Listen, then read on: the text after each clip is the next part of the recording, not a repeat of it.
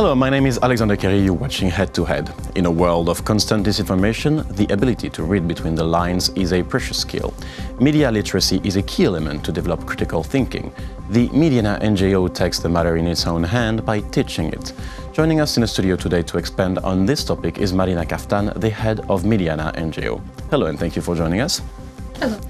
So, for us to understand, you decided to take the matter of media literacy in your own hand with your NGO, Mediana.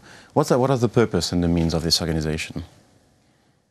Basically, our goal is to develop the media literacy skills in Ukrainians. Mainly, we are focused on schools and school teachers. So it's to create, to cultivate, the critical thinking,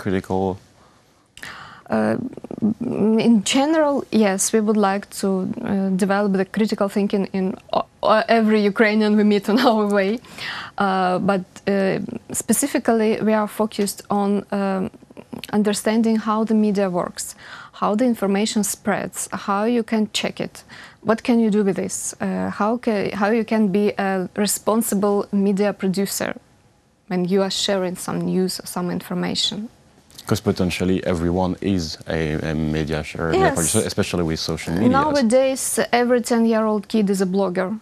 They all have their Instagrams and YouTubes and whatever, and they want to be stars and they want to share everything they know. Sometimes it's funny, but sometimes they need to be careful. Yeah, because it has serious consequences, as we saw with certain elections and certain information are being spread. And so what are the basic skills, asset that anyone could have, potentially should have, and should think about when he's sharing something on the media? First of all, this is fact-checking and media literacy, basically. You need to double-check everything you are talking about, and you need to understand what influence it can have on the other people. You have to be responsible.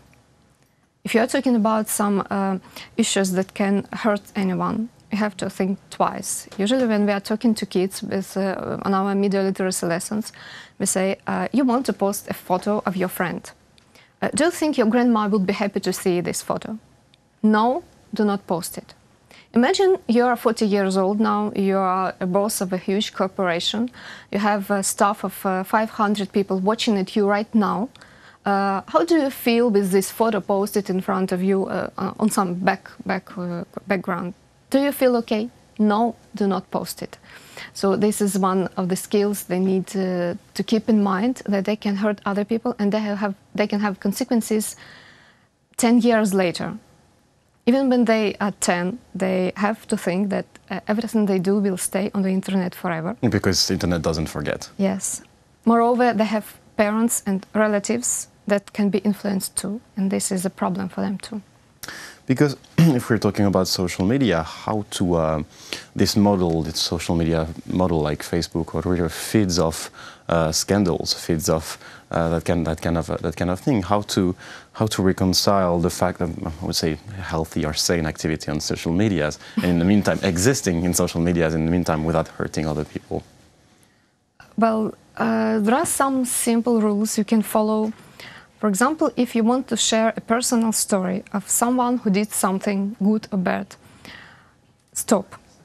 If you know this person and you are sure that this story is true, you can think of reposting it, keeping in mind that it can have consequences, that it will stay there forever. But if you don't know the person, think 10 times, then go have a cup of water and do not post it. And when you decide, for example, you can see some hype on the internet over some story, and people want to contribute. They want to share their thoughts. Basically, it's okay. This is what the social media were made for. But every time you do it, you have to check the facts, check your opinion, check if you do not hurt anyone, and then... So then that's for every kid or every young person's the responsibility here. But there are, if we're talking about information, hybrid warfare and information war, this is one of the tools that Russia uses. and used in the 2016 election, especially to target certain part of the American society, and then who spread out the information. So how to ensure that even though each one of us has this responsibility of not posting, how to ensure that these information don't even go out and don't even spread that way?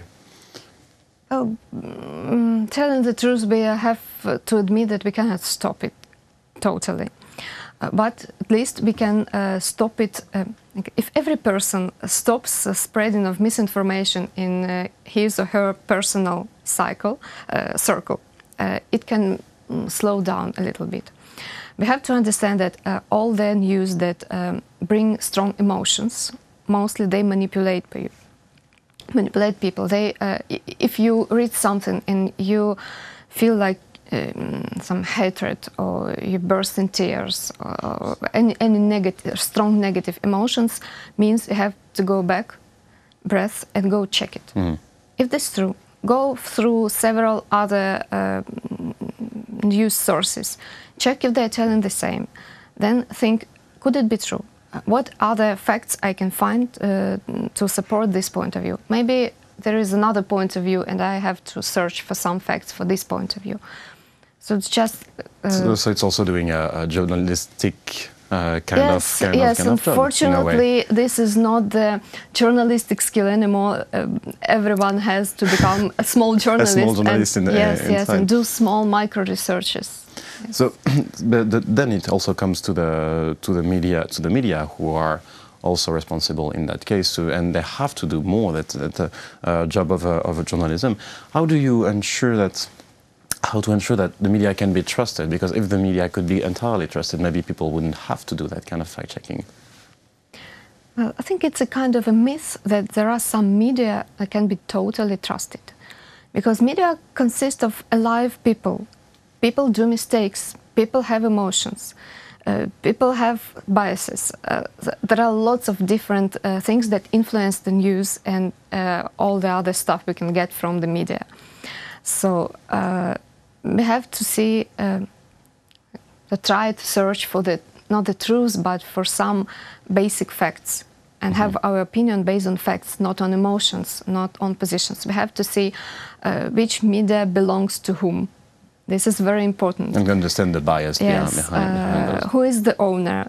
Does he have any interests in this area of information we are reading or watching? And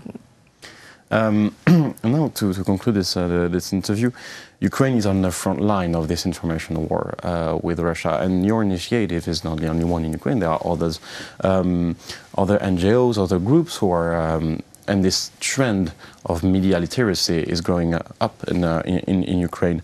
So first, how do you explain that it's growing up in Ukraine? And second, what does Ukraine has to bring as a knowledge to the rest of the world in this media literacy, in this analysis on media?